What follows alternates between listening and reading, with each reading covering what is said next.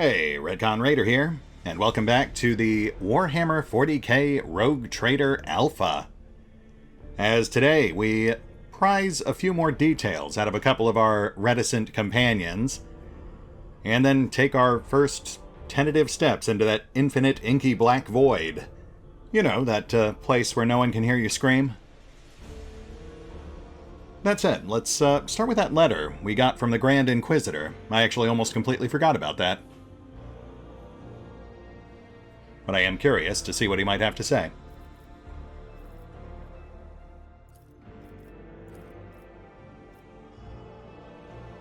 Letter from Lord Inquisitor Xavier Kalkazar. May the Emperor's faithful forever remain in the light of his favor. Let me first express my condolences on the tragic death of the most honorable Theodora von Valancius. Nevertheless, I was elated to learn that the warrant of the Rogue Trader has been passed to a worthy and promising heir. These words are not hollow compliments, but rather the Inquisition's official opinion of your person. As fate would have it, you have taken the reins of the von Valancius dynasty in an hour most dire, when grim portents of dark events to come are surfacing throughout the Coronis expanse. I have been duty-bound to become the first sentinel who sees the approaching threat, and I hereby alert you that it is indeed coming. Our loyalty and resolve will be tested. People such as you and I will become the pillars that will unite the Emperor's frightened children and inspire them to fight back. And so I greet you as my dependable ally and assure you of my favor. From now on, you have a trusted friend within the holy orders of the Emperor's Inquisition, and a receptive confidant on whom you can rely. Should the darker times ahead require you to make questionable choices, have no doubt that such an incident will be examined in an exceedingly temperate fashion that rules out the most radical forms of judgment. I have faith in the success of our partnership, and thank you for your contribution, both past and future. Lord Inquisitor Xavier Kalkazar. Very intriguing. That seems incredibly permissive for a High Inquisitor based on my understanding of the setting. But I guess desperate times? Question mark? Or, of course, we could ultimately get to the point where we outlive our usefulness and all of a sudden he cracks down. That seems a mite bit more likely. Alright, let's have words with Heinrichs. He certainly seemed eager to bend our ear. Heinrichs looks at you intently, his head tilted. Heinrichs, you wanted a word? Yes, but not here. I wouldn't want our conversation to become gossip fodder on the bridge and in the officers' mess. Oh.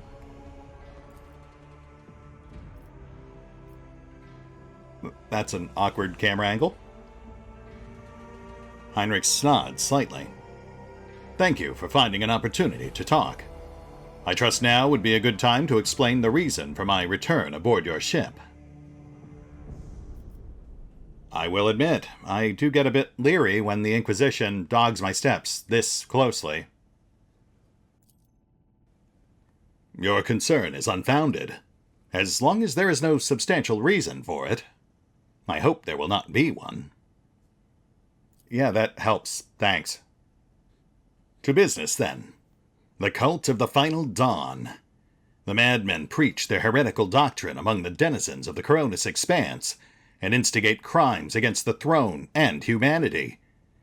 One such crime took place in your trade empire. The Lord Inquisitor considers it necessary to have one of his acolytes accompany the rogue trader on the voyage into the corrupted region. I also need to meet with one of my observers on the capital world of your trade empire. Wait, I thought you were part of Ordo Xenos. Why are you investigating a chaos cult? You are well versed in how the Inquisition is organized, rogue trader. Yes, initially our arrival in the Coronis Expanse was dictated by the need to fight Xenos. But there is more. The cult is tangentially related to my main specialization. Perhaps I will be able to reveal the full truth someday. But right now, I ask you to display humility and patience. Alright, then on to the Hormigaunt in the room, I suppose.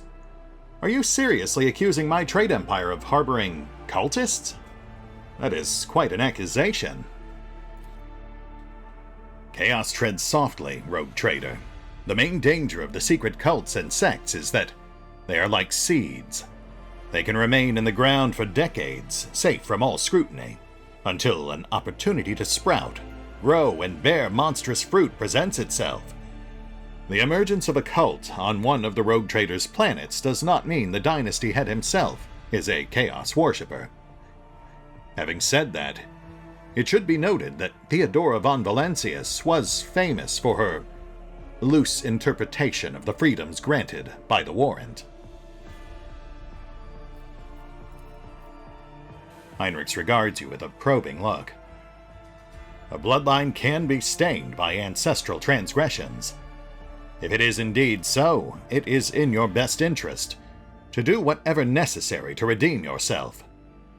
And then, perhaps, you will get a chance to salvage your dynasty's reputation. And yet, despite that, the letter I received from the Lord Inquisitor seemed to imply I should expect leniency from the Inquisition in regards to any decisions I might need to make in pursuit of our shared goals. Heinrich nods. That is correct. I should show greater tolerance for the mistakes of a newly appointed rogue trader. To be frank, I am surprised. The Lord Inquisitor is not the type to indulge the weakness of soul and mind, even in someone who only recently accepted the burden of a lofty title. Right, of course. So, about that spy you mentioned embedded on my capital world, we should probably have a chat about that. The person I mentioned is not a spy, but a secretary of the Administratum Department on Dargonis. The planet's governor and Theodora were fully aware of his status. His duty is to fulfill the sacred oath to the Golden Throne and eliminate threats to the Imperium, which the Coronis Expanse has in abundance. His name is Achilles Scalander. As soon as we contact Argonis, I will introduce you as the new head of the dynasty. I am sure you will appreciate the presence of such an advisor among your subjects, and I suggest you heed his words, at least occasionally. Fair enough, I will certainly take that under consideration. Now, about this cult of the Final Dawn. Chaos worshippers. Most often, agents of the throne run into lone renegades stirring up the rabble. Insane prophets and hysteric visionaries preaching the end of days. A passing comet, a mutant rebellion, an onslaught of monsters. Each time they come up with a new reason why people should prostrate themselves and quiver in fear. Much effort and the blood of those loyal to the Golden Throne were spent before we established the connection between those heretics. However, the cult of the Final Dawn is something greater than a gaggle of misguided seers and fortune-tellers. They've cleverly spread their agents all over the Coronis Expanse, disseminating heresy among honest people on the Imperial worlds. There is a certain strategy to their action that changes whenever we get too close. And finally, they have enough military power to have had the 2 ships that were sent after them later discovered as wreckage. Oh my, that does sound serious. The growing difficulty in making warp jumps is detrimental to us, but is unlikely to inconvenience those who engage in vile sorcery day in, day out. Heinrich sighs. After the events on Rykad Minoris, I suspected the cult might have built its nest inside Winterscale's domain. But the latest reports indicate it is your trade empire that is harboring heretics. Being in your entourage improves my chances of getting closer to their secrets. Sure, okay, I get that, but, I've already agreed to let you accompany me. What else are you expecting? The rogue trader should deliver me to the system that contains the industrial world of Kiava Gamma. I will then accompany you to the surface and determine what the cult is planning, and how it intends to use the resources that have fallen into their clutches, which may very well include the blessed engines of the Adeptus Mechanicus, and even the followers of the Omnissiah themselves. Right, yeah, the corrupted Voxcasts. I guess that makes sense. I will be frank, the answer to this question is unlikely to please either of us. The machinations of chaos usually go beyond solely inflicting countless deaths and destruction. Having their plans come to fruition would lead to far more terrible consequences.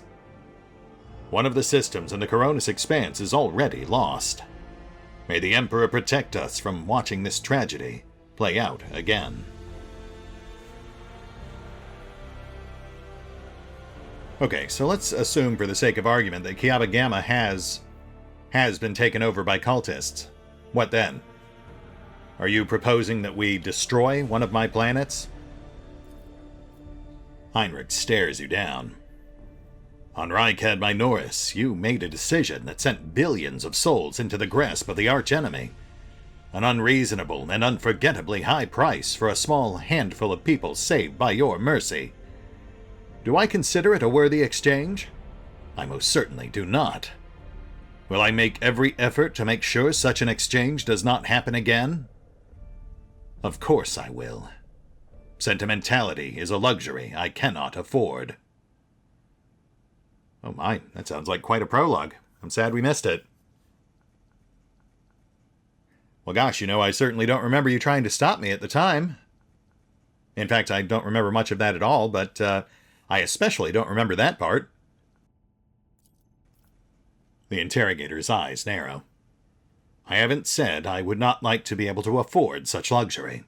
In fact, deep down I understand why you acted that way. I have yet to eliminate the understanding and acceptance within myself. But I will. Oh, good. Well, that certainly sounds healthy. So, what exactly led you to Kiava Gamma in the first place, if I may ask? Disjointed pieces of data that finally merged into a single picture. Additionally, not long ago, a vessel from that world arrived on Footfall. The reports from the crew were confused and alarming, making me fear a planet-wide rebellion. Apparently we ran into a Chaos Marine down there. You think we'll run into more? I have no doubt it will happen sooner or later, Rogue Trader. Chaos Marine siding with the cult is very, very bad news. Most likely they kept away until recently, pulling their puppet strings from a respectable distance. These traitors seldom show up alone. The best we can count on is having to deal with just a squad of Chaos Space Marines in the Coronis Expanse, and not an entire company. Well, if it's any consolation, Heinrichs, we may not see eye to eye, but I have every intention of defending my trade empire from anyone who might seek to threaten it. Be they servants of chaos, the Xenos, heretics, or whoever else might happen to come along. Present company not accepted. A commendable aspiration for a person who holds the fates of billions of people and dozens of imperial worlds in his hands. Which is why you need to be ever more vigilant when looking for seeds of corruption on your planets, lest they sprout someday, and spell doom for whatever is tangled up in their roots. Fair enough. I'll certainly keep that in mind. Alright, Heinrichs, I've really got other pressing business to get back to. Are we done? Let me put it this way. You may think whatever you want of me, but my goal is not to hinder you. I am here to help you in the fight against foes you may not even be aware of. You have my word that I will provide every assistance in uprooting the heresy that has sprouted on the Von Valancius worlds while their master was away. And that I will try to be more patient with the less grievous sins the bearers of the warrant are sometimes known to have. Heinrichs inclines his head. Thank you for sparing some of your time, Lord Captain. Yeah, don't mention it. Now, where in the world am I? Is this my office? He's an interesting one. Not quite as charming as Regil, but I think he fills a very similar role. Oh, this is my private quarters. Gotcha. Fancy. I would be curious to see exactly how far you can push his tolerance before he ultimately turns on you. Though, much like with Regil, I suspect it's a very obvious late-game point-of-no-return sort of situation. Oh, Lady Theodora von Valancius, I presume. I admire the audacity of that hairstyle. I actually do look forward to meeting her. We have no real idea what she was like beyond what other people have told us. Alright, one more chat, and then we can get to aimlessly hurtling through the void of space. Just need to figure out where Argenta is hanging out. Oh, there she is. Sister Argenta greets you with the slightest half-bow. Lord Captain, I'm glad you came, and I wish to apologize for my prior coldness. After our first meeting, I was convinced that you would turn out to be another rotten offshoot of the Von Valancius family tree, like the traitor Conrad. But now I see before me a worthy leader and servant of the Imperium. I'm glad to be your comrade. Oh, well, thank you. I actually had no recollection of you being standoffish, but I forgive you, I guess. Anyway, you wanted to talk about Salus Prime? Of course. My mission is all I can think about. Right, your mission. Which mission was that, exactly? To find the way to the planet called Salus Prime. Saint Argenta is my patroness, and that is where her fallen ship is. And it must also be the resting place of her great relic, the One Star. Sounds like the setup for an anime. So tell me about this Saint Argenta. Gladly. Listen. She begins her tale, her eyes half closed and her voice almost singing. Long ago, there was a blessed world. Thousands of stars covered the sky there, so bright that its denizens hardly knew the darkness of night. Thousands of rivers nurtured the soil, thousands of gardens bloomed every spring, and at every moment, thousands of prayers were flying into the clear air, thanking and praising the Emperor. But one day, the people learned the meaning of darkness. Like a storm, accursed heretics who had sold themselves to the archenemy descended upon the planet. Shells flew from the sky that desolated whole cities, and burned the gardens and filled the riverbeds with the blood of the faithful. Smoke and soot swallowed the skies, and the 1,000 stars that had once shone over the world. Among the handful of survivors was one orphan who had watched all her family die, and the garden she'd grown up in burned to ash. But in her heart, she knew the absolute truth. Just these 3 words: the Emperor protects. And knowing that, she never looked away from the black, terrifying, smoke-covered sky. There were no more bright stars to be seen, except for one. The one star, the bright star, the silver star shone in the sky, and when the orphan smiled at it, the one star fell right into her hands. All the faithful in every corner of the continent who saw the trail of the falling star recognized it as an omen, and went looking for the place where it landed. And they rallied together, and with the light of the one star, they found their salvation. And that girl was Saint Argenta. Yes, that was the beginning of her hagiography. It is known that she lived on a world where heretics staged a terrible insurrection. They wiped out all life on the planet, except those whom Saint Argenta managed to save with the one star, and with the strength of her faith. After that, she traveled between worlds, gripped by turmoil, on her ship marked with a silver star, and brought hope to the faithful. Numerous accounts confirm this. Her coming helped people turn the tide of the war, and wipe away corruption before the main Imperial forces even arrived. Millions of people owed their lives to her, but the heretics, having realized their imminent defeat, sent the remnants of their forces after the ship with the silver star. It fell from the skies and crashed on an obscure world. There are no definitive records of how old Argenta was at the time. In some chronicles, she's even called the Child Saint, but their credibility is questionable. Either way, she didn't live long, but she left a bright trail in her wake, like a falling star. I really would have expected a Saint of the Imperium to be more of an overt warrior. What exactly was the one star? Oh, if only I knew. Neither the hagiography nor the legends give a straight answer.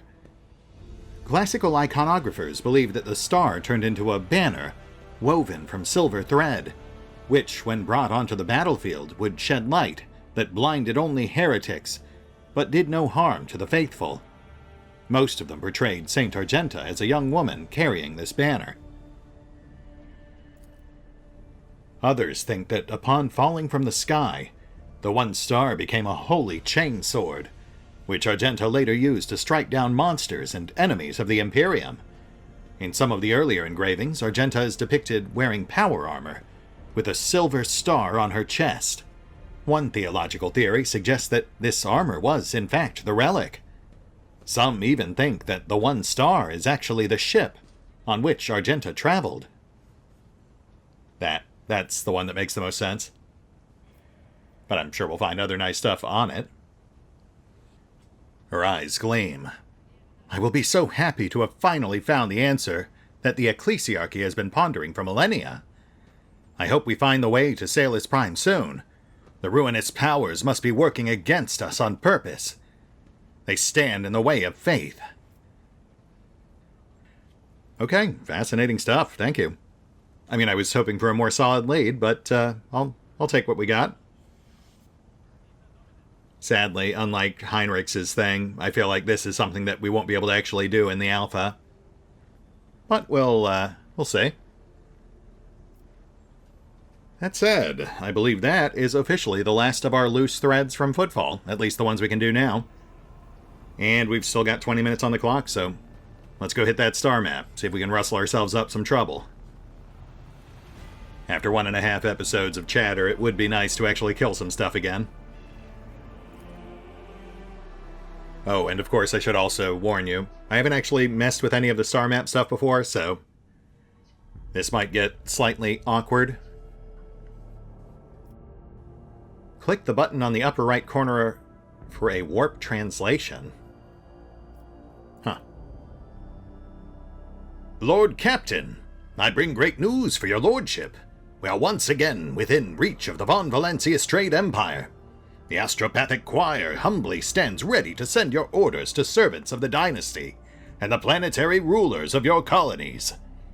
Developing colonies, claiming new territories, and establishing trade links. All this is now your privilege and burden.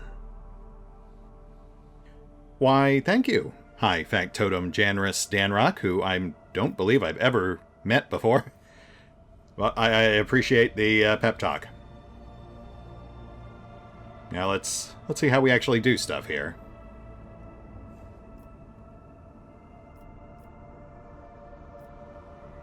Okay, there's our warp button.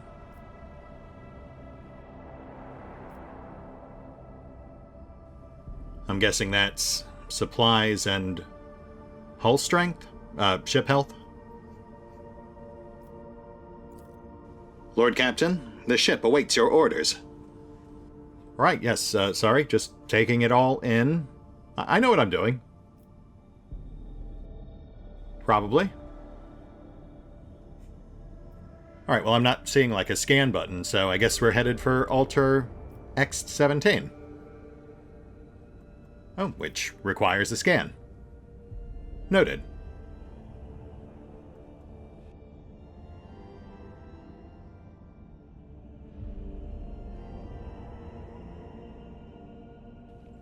Pretty bare bones.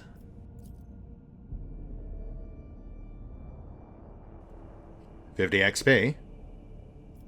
And an encyclopedia entry, which I will promptly ignore. So is that it? Can we land on this planet? They did mention there were tech priests here, right?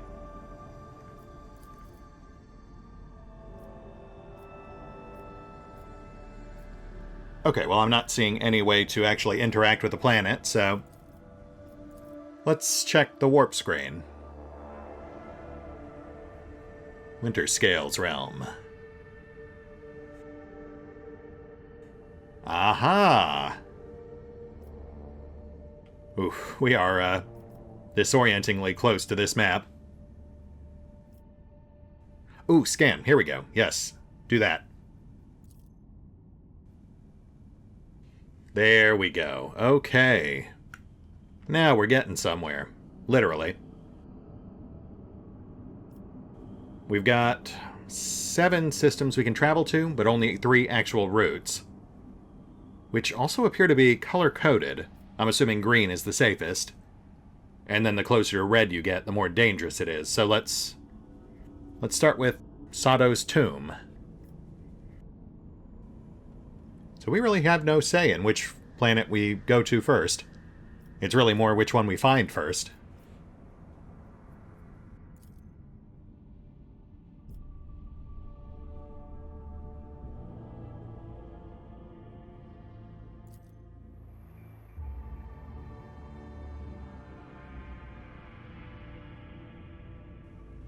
Aha, a Space Hulk. We seem to have strayed into the wrong game.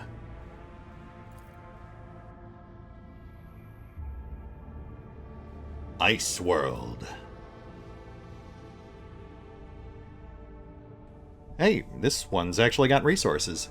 Also, Ice World is apparently its real name. Imperium cartographers and chroniclers know this place well. Long ago, the planet was a prosperous Imperium outpost capable of eclipsing footfall. There was a Cyclopean tomb station on its orbit, the final resting place of Cornelius Sato, one of the discoverers of the Coronis Expanse. It gave its name to the entire system. Sato's tomb, right. However, about 400 years ago, an unknown cosmic body rammed into the station, causing it to collapse onto the planet. Not only did the catastrophe kill the settlers, it also made the world uninhabitable for centuries. The crater formed by the station's impact can still be observed from orbit. Sato's tomb became a sepulchre for the entire planet. This sordid place has neither loot nor company, but knowledge of the nasty tricks that life can pull is a treasure in its own right. Hence the 50 XP, I guess. Also, there's some plasteel we can apparently salvage. Which we do by... Oh, okay. Well, that's simple enough. And just like that, we know what the mobile extractiums are for. Neat. Okay, I guess that's it. Let's see what's going on with his space dust.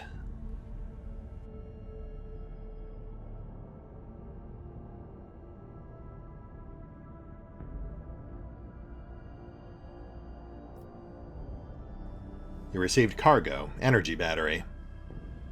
Right, okay. So we just harvested it and turned it into a tradable cargo good. But we can't see its proportionate value.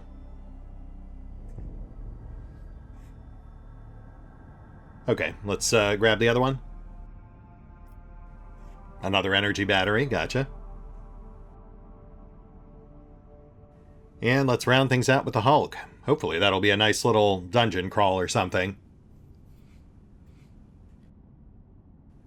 Oh, okay. Chartist's Monocle. +10 on Commerce test. Okay, yeah, that's actually useful. Commerce is one of our weaker skills. Plus, the journal pop-up did indicate this was one of the 2 tasks we got from the bartender. And unless they've got stuff that's hidden around the sector, that's, again, pretty much it. But we know there's plenty more sectors to explore, so let's keep moving. Alright, so what do we do from here? Ah, yes. There we go. Now we can get to Avioris from the other side. With what looks to be a slightly safer route.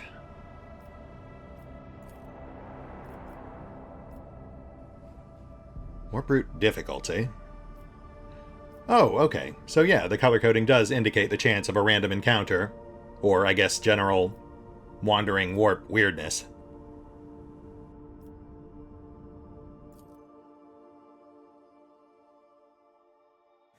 And we've got pirates. Plus a drifting void ship and 4 planets. Fantastic. Man, we're not going to have enough time for all of this. The Augur team reports that several pirate ships are closing in at top speed. Beware, there is almost no time left to retreat. And the pirates have skipped right to the front of the queue. I lift up my voice in prayer for this vessel and its hallowed guns. Okay, this is exciting. I've heard good things about the ship-to-ship combat system, but I have 0 experience with it. One sec whilst I familiarize myself with the various buttons. So we assign companions to ship crew, and each ship crew has special abilities based on their class. We have locked slots, or empty slots, so that implies we can either learn new abilities or gain them through level ups? I didn't see any ship abilities on the level up charts.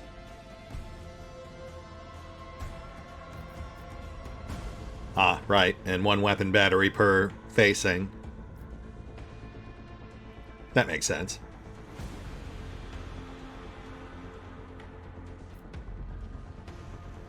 Plus an empty slot on the left. Like a utility slot, maybe? And we have 2 slots on the front.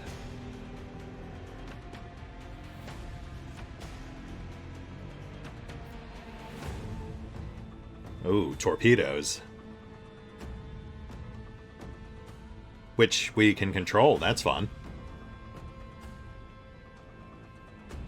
AP, MP. They kept it simple with a 2-dimensional plane instead of 3. Yeah, this looks pretty straightforward. Let's jump right in.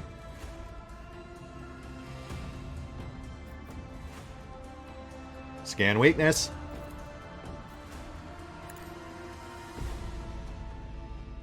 Which is on their left facing. Interesting. Well, that really doesn't help us.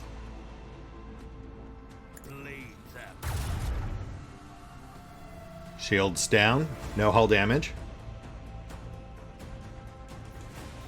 Launching torpedoes. Torpedoes locked. Oh, they don't move immediately. Right. Gotcha.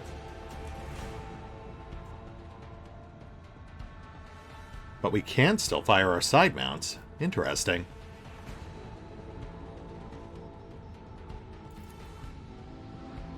Fire right now.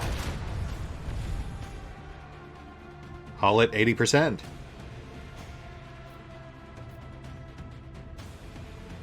We've got another destroyer en route, but I think we're okay.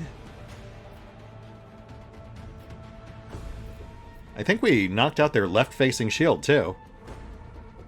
Speaking of which, let's reinforce our left-facing shield, our port shield. Illustrations on the pop-up must be placeholders.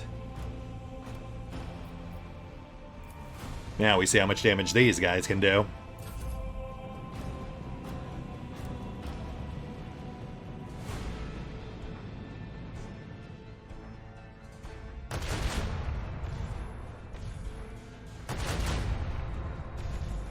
Oh, that wasn't bad. Hey, whoa! Hey! So no ramming speed, no collusions. Gotcha. That is good to know.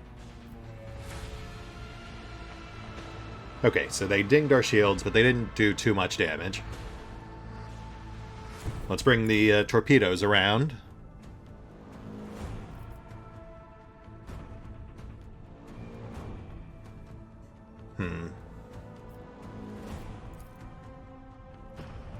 Yeah, I can see torpedoes being kind of difficult to actually hit people with.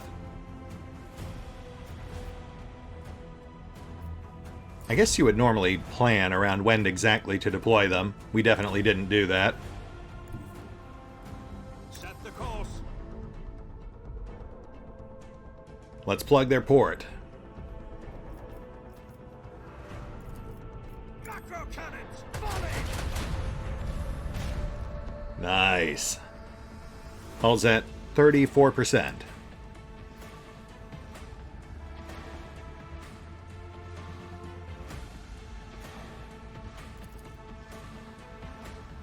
Oh, I see.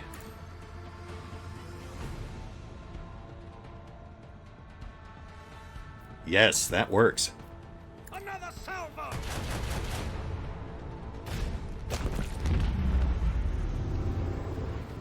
Destroyer destroyed. Power to forward shields.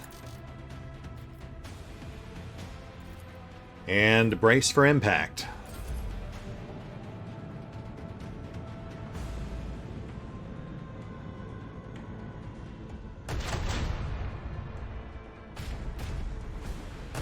No, my torpedoes! At least now we know they can also be used as distractions. That aside, that first destroyer went down pretty easy. I'm sure we'll be okay.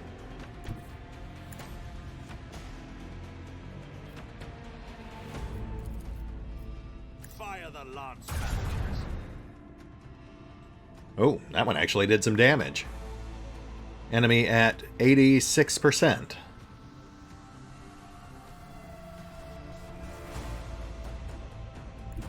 The time has come.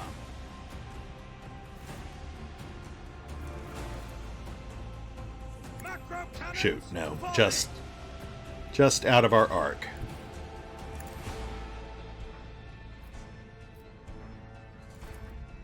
Leave the hull!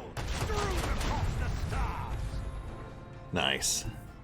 Starboard shields down, enemy at 74%.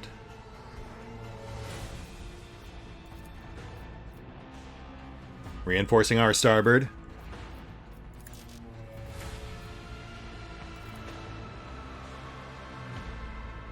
No, let's save the torpedoes just in case.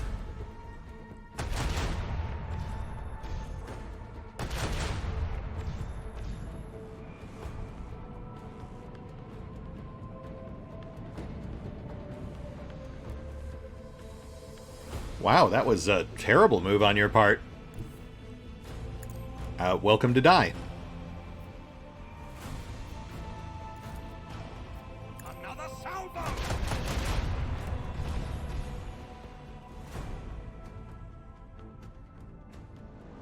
Oh, but we can't get them into any of our other arcs. Or can we? If we hook right... Nope, scratch that. Range is only 6. They're... Yeah, they'd be just out of range.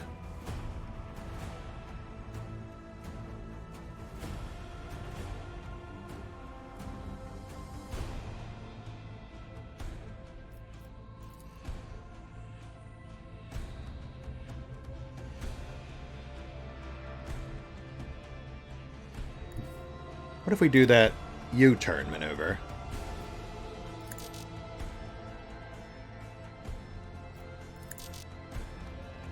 No, that won't work either. We'll U-turn next round. Get ourselves back on target. Reinforce rear.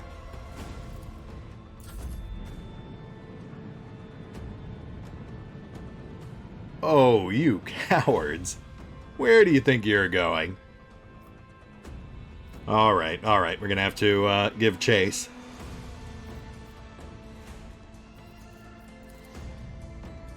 No, that's too far.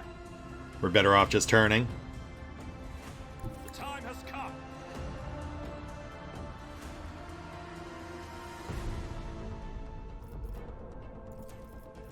Reinforce port.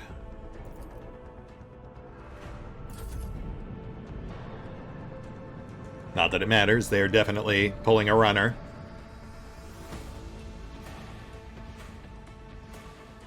Set the course. But sadly for them, I believe they are now in lance range.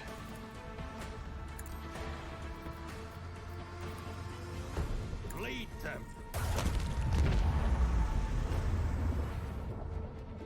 A winner is us. The battle is over.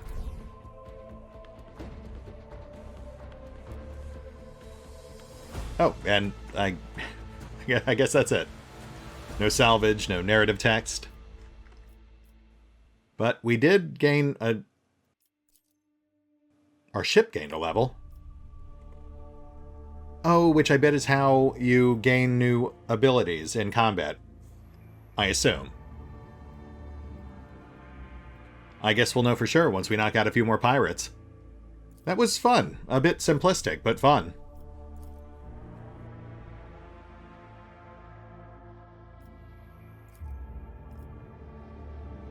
No resources. A small human dwelling stands on this barren, deserted planet. Scouts report that an old hermit lives there, who spends his days in prayer to the Emperor. Okay. We will pay the old man a visit. To the Lord Captain's surprise, the old hermit turned out to be a navigator, and when the old man discovered the noble status of his visitor, he willingly recounted his tale. He had retreated to this planet long ago, back when he was still in his youth, after he had realized that his mind would not withstand frequent forays into the Immaterium, the realm of the arch-enemy. The hermit spoke with pride about how he had worshipped the Emperor each and every moment of his life. But when he mentioned the golden light of the Astronomicon, his voice quivered. When his guests left, he stared after them for a long time, his gaze filled with sadness. Huh. An interesting narrative event, but we didn't really get much out of that. Let's push one more. We'll check out this void ship over here.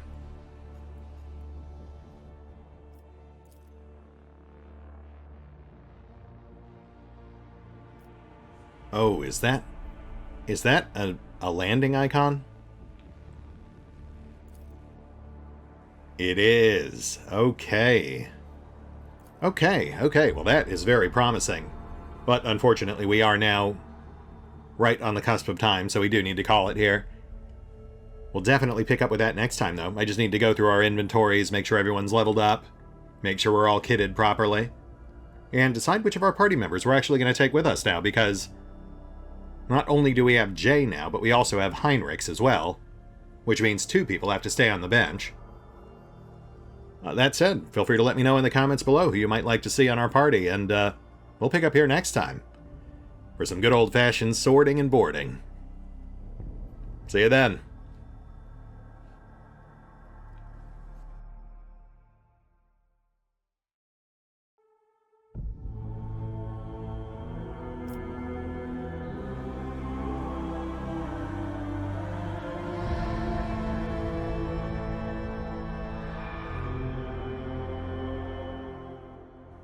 Special thanks to the Raiders, the fine folks who help make these videos possible. including but not limited to Dragon Matrix 7, Mathew Smith, Revenant, Alois, Drakiith, Egg, Eerie V23, EgonAlter, Emile, Exsellsior, Gottlieb, James Trimmier, Kazorm, Nathan Welch Jr., OverlordPherom, RandomPassrby, RobbyB, Tomasz Piątkowski, Triphoppenskip, and Valinrook. Thanks for your support, guys.